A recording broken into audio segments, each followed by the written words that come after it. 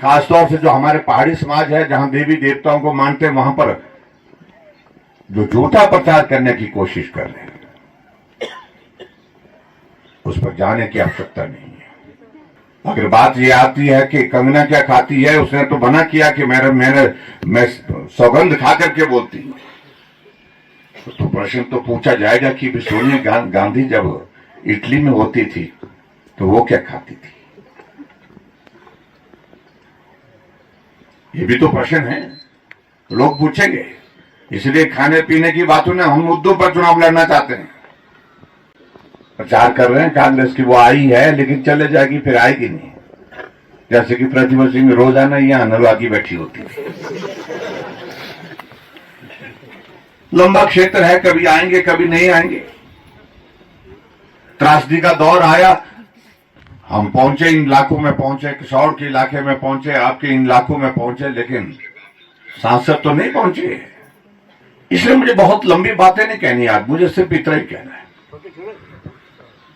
कि सराय विधानसभा क्षेत्र में आप सबका आशीर्वाद रहा।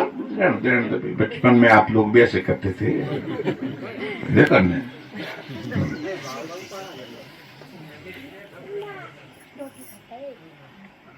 इस विधानसभा क्षेत्र में आप सबका आशीर्वाद रहा। मैं पिछले 27 वर्षों से हिमाचल प्रदेश की विधानसभा में हूं, आपका प्रतिनिधि होकर करके, आपका विधायक बनकर। सत्ता आती रही जाती रही, कभी आएगी कभी जाएगी, चलता रहेगा। तो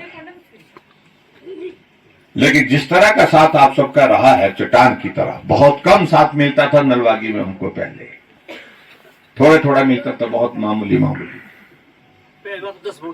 10 वोट मिले। तभी तो गलती से किसी से हो गया होना चाहिए। किसी को दया आ गया, चलो 2 वोट दो, वहां पे 1 वोट मैं भी दे दूं। हाँ, मणिराम, हाँ नहीं थे वैसे, हाँ कम वोट पड़ते थे, बात ठीक है। तो उस वक्त हमारी पार्टी का कोई नामो निशान ही नहीं होता था। यहाँ पर कोई मानने के लिए तैयार नहीं होता था कि भाई भारतीय जनता पार्टी भी कभी जीत सकती है। लेकिन साथ बढ़ता गया, सहयोग बढ़ता गया, आपका आशीर्वाद मिलता रहा, हम मजबूत होते गए।